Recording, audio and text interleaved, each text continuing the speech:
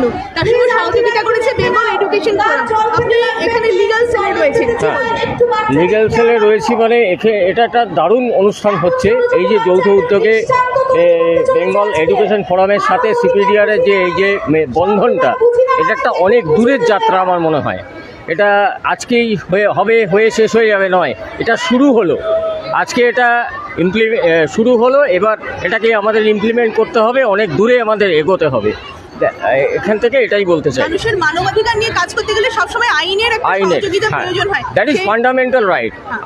এবং ভারতীয় সংবিধান মেনে আমাদের যা যা করণীয় সেটা আমরা এই সিপিডিআরের পক্ষ থেকে আমাদের লিগ্যাল সেল সবসময় এটা করে আসছে এবং আসবে, এবং ভবিষ্যতে সবার জন্য আমি তো বলেই দিলাম ইয়ে থেকে যে সবার জন্য এটা খোলা থাকবে। আমার নাম Krishanu Ganguly, advocate, Calcutta high court. Thank you sir. দীর্ঘদিন ধরে আপনি সিপিডিআর ইন্ডিয়ার সাথে যুক্ত, অঙ্গাঙ্গিভাবে যুক্ত, এবং আজও অনেক দূর থেকে ছুটে এসেছেন। বলুন আজকের একটু এই প্রোগ্রামের সম্পর্কে, এতদিন ধরে যে কাজ করছে সিপিডিআর। আজকের এই প্রোগ্রামটা সত্যি অত্যন্ত মনোজ্ঞ এবং সত্যিই খুব সুন্দর পরিবেশ। এবং আজকে সিপিডিআরের যত সদস্যরা উপস্থিত হয়েছেন এই মেঘলা দিনে, এই প্রতিকূল আবহাওয়াতেও সত্যি আমি আপ্লুত, এবং এর জন্য পুরো কৃতিত্বটাই আমাদের অতীন্দ্রবাবু সাধারণ সম্পাদক, এবং শেলী মুখার্জি, এবং তার যে এই যে বোনটি আছে, এই আমাদের মহিলা বাহিনীটা সবচেয়ে এগিয়ে আছে। এই জন্য আমি সবচেয়ে বেশি খুশি যে সবচেয়ে মহিলাদের উপরেই তো অত্যাচারটা বেশি হয় আমাদের সমাজে।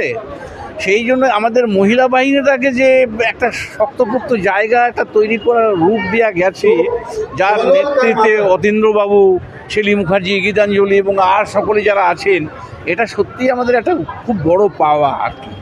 আমি চাইবো আমাদের মহিলা বাহিনীকে সামনে দিয়ে রেখে ওদের নেতৃত্বেই আমরা এগিয়ে যাব। আমরা অস্তমিত সূর্য, আমাদের প্রায় শেষ হয়ে এসেছে, কিন্তু এরা এগিয়ে যাবে এটা নিশ্চয়ই চাইবো। এবং সিপিডিআর ইন্ডিয়ার নামে অনেকগুলো সংগঠন আছে, কিন্তু আমি বলবো শ্রী অতীন্দ্র ঘোষ সর্বভারতীয় সাধারণ সম্পাদকের নেতৃত্বে যে centre for protection of Democratic requirement India, এটাই হচ্ছে অতীন্দ্রকে ডাকুন। এবং অতীন্দ্রবাবুর নেতৃত্বে আমরা যারা আছি, এই সিপিডিআরটাই হচ্ছে সঠিক সিপিডিআর। আর বাদ বাকি একই নাম নিয়ে অনেক রকমের তারা চলছে, কিন্তু এই সিপিডিআর সঠিক সিপিডিআর, এবং এই সিপিডিআরটাই অতীন্দ্রবাবুর নেতৃত্বে আমরা এগিয়ে যাচ্ছি।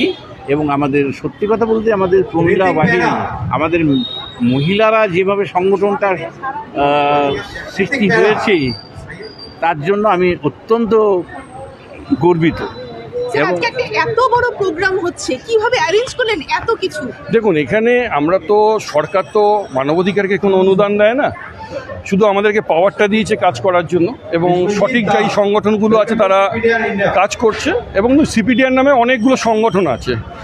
কারণ কি, ধরুন আমার নাম অতীন্দ্র ঘোষ, আর একজনের নাম অমিত গাঙ্গুলি, এবার আমিও এজি, সেও এজি, কিন্তু দুটোই তো এক নয়। সেই জন্য সিপিডিআর নামক অনেক সংগঠন আছে। সঠিক সংগঠন কোনটা সেটা আপনারাই যাচাই করবেন। কারণ কি, আমি প্রত্যেকটা মানুষকে বলি, কোনো সংগঠনে ঢোকার আগে সংগঠনের সম্বন্ধে সচেতনতা হন, জানুন। কারণ কি, এখন কিন্তু অনেক স্বপ্নের ফেরিওয়ালারা রাস্তায় ঘুরে বেড়াচ্ছে, তাদের জন্য কিন্তু মানবাধিকার উল্লঙ্ঘন হচ্ছে, মানবাধিকার গরিমা নষ্ট হচ্ছে। আমরা ফেরেদের মতো মানুষ যারা, আমাদের ওয়ার্কিং প্রেসিডেন্ট আমাদের বিশ্বনাথ চাকি মহাশয়, যিনি অ্যাসিস্ট্যান্ট কমিশনার অফ পুলিশ ছিলেন, এবং আমাদের রবীন্দ্রনাথ স্যার যিনি আমাদের প্রেসিডেন্ট, আমাদের সুজয়বাবু যিনি আমাদের অ্যাডভাইজার আইপিএস অফিসার, এনারাই মানুষটাই আমাদের গরিমা যাদের পদ নির্দেশক হিসাবে কিন্তু আমরা দীর্ঘদিন ধরে এই CPDR India, centre for protection of Democratic requirement of India, আমরা কিন্তু চালিয়ে আসছি। মানুষের পাশে, মানুষের জন্য কাজ করে চলেছি। এটা হচ্ছে আমাদের একটাই উপলক্ষ, যে মানুষের কাছে তাদের অধিকারটা পাইয়ে দেওয়া বা অধিকারটা জানিয়ে দেওয়া। পাশে পেয়েছেন ওয়েস্ট বেঙ্গল এডুকেশন ফোরাম।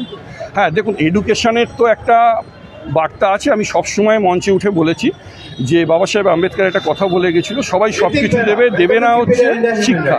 কারণ কি, শিক্ষাই মানুষের জন্ম দেয়, শিক্ষাই জাতির মেরুদণ্ড, শিক্ষাই মানুষকে কোনটা ন্যায় কোনটা অন্যায় সেটা শেখায়। তা শিক্ষা যদি মানুষ সব রকম পেয়ে যায় তাহলে তো মানুষ শিক্ষিত হয়ে গেলে তাহলে আর কেউ ঝান্ডা নিয়ে ঘুরবে না, তাহলে কোনো পার্টিরই কোনো লাভ হবে না। সেই জন্য যেই লোকই সরকারে আসুক না কেন তারা কোনো সময় চাইবে না যে সংগঠন বা মানবাধিকার সংগঠন এগোক বা মানবাধিকার সম্বন্ধে মানুষ জানুক, সংবিধান সম্বন্ধে মানুষ জানুক, কেন এটা